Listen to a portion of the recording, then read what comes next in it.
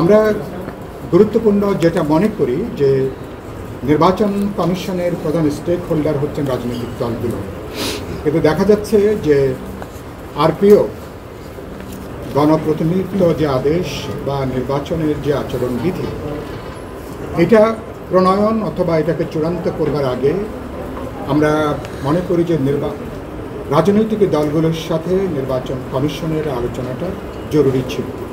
কারণ যারা প্রধান স্টেক হোল্ডার, ইলেকশন কমিশন এখনও ভালো করে জানেই না বাংলাদেশে রাজনৈতিক দলগুলো কারা আছেন, নেতৃত্বে কারা আছেন, তাদের বক্তব্য কী, ভাবনা চিন্তাটা কী।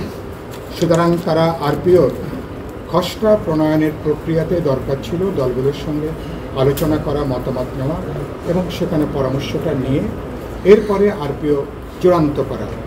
ইতিমধ্যে আমরা জানতে পেরেছি যে আরপিও তারা আইন মন্ত্রণালয়ে পাঠিয়েছেন এবং ইতিমধ্যে এর নাকি অর্ডিন্যান্স আকারে গতকালকে এই অর্ডিন্যান্স নাকি ইতিমধ্যে এটা জারি হয়েছে। দু একদিন পরে হয়তো এটা পাবলিকলি সামনে আসবে। আমরা এটাকে আমাদের তীব্র অসন্তোষ জানাই, আমরা আমাদের ক্ষোভ জানাই এবং আপত্তি আমরা তার কাছে জানিয়েছি। কারণ রাজনৈতিক দলগুলোর সঙ্গে আলাপ আলোচনা না করে আরপিও বা গণপ্রতিনিধিত্ব আদেশটা চূড়ান্ত করাটা আমরা মনে করি এটা কোনো বিবেচনাসম্মত কোনো কাজ হয়নি।